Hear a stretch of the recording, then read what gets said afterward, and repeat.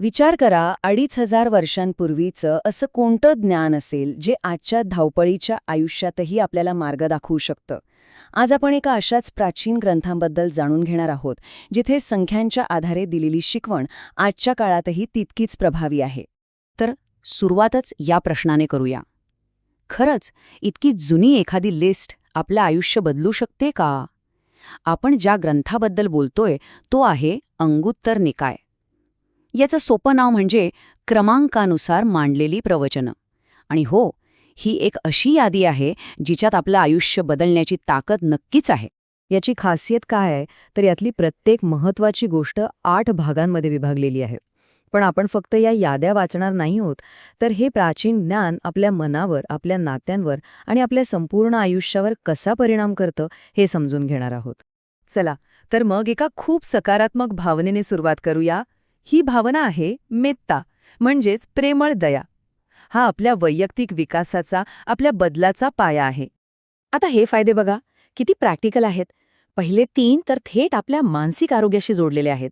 जेव्हा आपल्या मनात इतरांबद्दल राग किंवा द्वेष नसतो, तेव्हा साहजिकच आपल्याला शांत झोप लागते.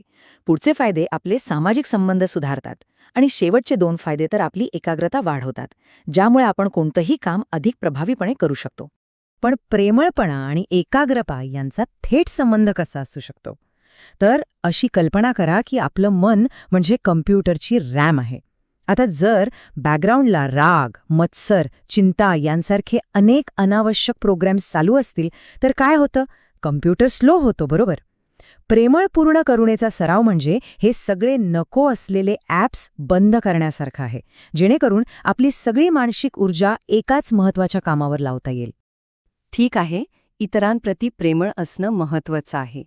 पण जेव्हा आयुष्यच आपल्यासमोर आव्हानं उभं करतं, तेव्हा काय करायचं? चला पाहूया पुढची शिकवण आपल्याला काय मार्गदर्शन करते. इथे 8 संसारिक गोष्टी सांगितल्या आहेत, ज्यांना लोकधर्म म्हणजे जगाचे नियम असं म्हटलंय. ह्या अशा शक्ती आहेत ज्या प्रत्येकाच्या आयुष्यात येतात आणि आपल्याला ढकलून देतात. या 8 गोष्टी नेहमी जोडीने येतात. लाभ आणि हानी, प्रशंसा आणि निंदा, प्रतिष्ठा आणि अप्रतिष्ठा, सुख आणि दुःख. या अटळ आहेत. आपल्या आयुष्यात या येणारच, आपण त्या टाळू शकत नाही. मग फरक कुठे पडतो? तो पडतो आपल्या दृष्टिकोनात. एक सामान्य माणूस या गोष्टींमध्ये पूर्णपणे अडकून जातो. फायदा झाला की खूप आनंद, नुकसान झालं की खूप दुःख. पण एक शहाणा माणूस हे ओळखतो की हे सगळं तात्पुरतं आहे, ते कायम टिकणारं नाही. त्यामुळे परिस्थिती कशीही असो, तो स्थिर राहतो. आता आपण आपल्या 8 डोकावून पाहूया. 2 घोड्यांचं एक खूप प्रभावी रूपक आहे जे आपल्याला दाखवतं की आपण टीकेला आणि प्रतिक्रियांना कसा प्रतिसाद देतो. पुढचं रूपक ऐकण्याआधी स्वतःला हा प्रश्न विचारून बघा, कारण हे खूप मार्मिक आहे. इथे एका हट्टी घोड्याची तुलना टीका न स्वीकारणाऱ्या व्यक्तीशी केलीये. बघा, काही घोडे लगाम खेचल्यावर उलट मागे खेचतात. तसंच काही माणसं चूक दाखवल्यावर मला आठवत नाही म्हणून विषय टाळतात. काही घोडे रथालाच लाथ मारतात. तसंच काही माणसं टीका करणाऱ्यावरच उलट हल्ला करतात. काही जण रस्ताच सोडून देतात. तसंच काही जण मूळ विषय सोडून भलतीकडे चर्चा भरकवतात. हे रूपक म्हणजे आपल्या मानसिक प्रतिक्रियांना आरसा दाखवण्यासारखंच आहे. तर आव्हानांबद्दल बोलून झालं. आता आपण समाधानाकडे वळूया. खरी समज विकसित करण्यासाठी एक स्पष्ट आराखडा कसा असू शकतो ते पाहूया. हे एक खूप सुंदर रूपक आहे. हे आपल्याला या शिकवणीचं सार सांगतं. ती महासागरासारखी विशाळ आणि खोल आहे आणि तिचं अंतिम ध्येय एकच आहे, मुक्ती. सर्व दुःखांपासून स्वातंत्र्य. जसा महासागर किनाऱ्यापासून हळूहळू खोल होत जातो, तशीच आपली प्रगतीही टप्प्याटप्प्याने होते. आणि जशा सगळ्या नद्या समुद्राला मिळाल्यावर एक होतात, तसंच या मार्गावर आलेले सर्व लोक समान होतात. त्यांची जात किंवा वर्ण काहीही असो. विचार करा, त्या काळात हा विचार किती क्रांतिकारक असेल. ज्ञान मिळवण्यासाठी इथे 8 महत्त्वाचे टप्पे सांगितले आहेत. सुरुवात होते एका चांगल्या गुरूच्या मार्गदर्शनाने. त्यानंतर प्रश्न विचारणं, एकांतात अभ्यास करणं आणि आपलं आचरण चांगलं ठेवणं महत्त्वाचं आहे.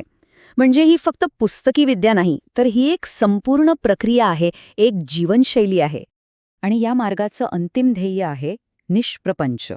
सोप्या भाषेत सांगायचं तर मनातला अनावश्यक गोंधळ थांबवणं, आपल्या डोक्यात सतत एक बडबड सुरू असते ना, चिंता, योजना, वादविवाद, ही बडबड थांबवणं हेच खरं ज्ञान आहे. या सगळ्या विश्लेषणाच्या शेवटी एक खूप महत्वाचा विचार समोर येतो. तो म्हणजे ही शिकवण ऐकण्याची आणि समजून घेण्याची संधी मिळणं हीच एक अत्यंत दुर्मिळ गोष्ट आहे. अखण म्हणजे अशा 8 दुर्दैवी परिस्थिती जिथे आपल्याला हे ज्ञान मिळवण्याची संधीच मिळत नाहीये. उदाहरणार्थ, अशा ठिकाणी जन्म होणं जिथे ही शिकवण उपलब्धच नाहीये किंवा ते समजण्याची बौद्धिक क्षमताच नसणं. या ग्रंथानुसार साधनेसाठी केवळ एकच सुयोग्य संधी आहे, जेव्हा जगात बुद्धांची शिकवण उपलब्ध आहे आणि आपला जन्म मनुष्य म्हणून झाला आहे, ज्यात ती समजण्याची क्षमता आहे. याचा अर्थ हा जो क्षण आहे तो अत्यंत दुर्मिळ आणि मौल्यवान आहे. ही चर्चा ऐकण्याची संधी मिळणं हेच एक मोठं भाग्य आहे. आणि हाच आपल्यासाठी विचार करण्यासारखा प्रश्न आहे. जर हे ज्ञान मिळवण्याची संधी खरोखरच इतकी दुर्मिळ आणि मौल्यवान असेल, तर आपण या संधीचं सोनं कसं करणार?